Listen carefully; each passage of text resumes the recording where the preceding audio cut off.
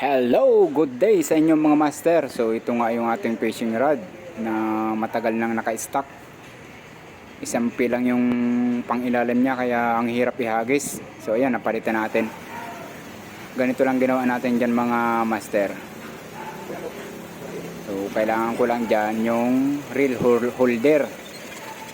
So napagdesisyonan ko na putulin para kunin yung reel holder.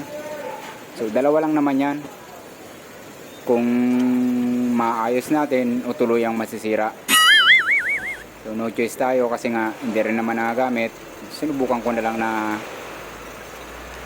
i-adjust siya.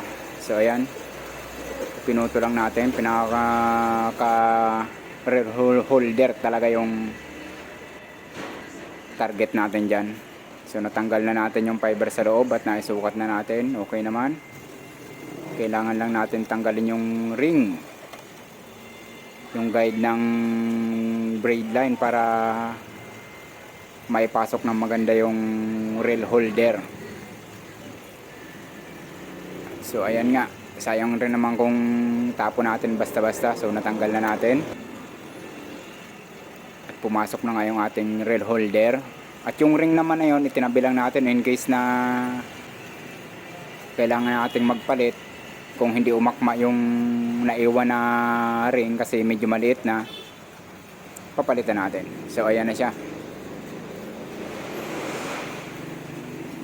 30 inches na yung pangilalim niya. So buwelo na tayo maghagis. So kailangan lang natin ipit itong reel holder. So ayan, tinesting ko muna siya, sinukat ko. Dating 14 feet siya, ngayon 30 na lang. So isang pie yung nabawas natin para makuha lang yung holder. Sa tingin ko okay na to. At tinesting na natin ilagay ang ating reel. Ayan palang reel na yan, matagal na sa akin yan.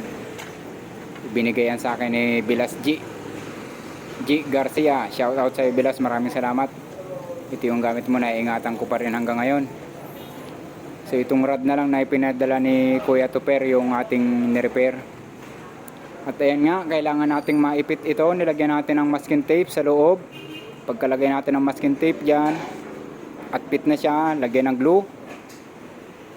At dito sa ilalim, mga kapirasong kahoy na lang din nilagay natin dyan. Hinugisan natin para pumasok dito sa loob. At nilagyan ko na rin ng top coat clear yan, pati yung masking tape sa ibabaw para protection natin kung mabasa ng tubig dagat o tubig ulan, hindi agad-agad siya tatanggal. So ayun, maraming salamat sa panonood mga master. Have a good day.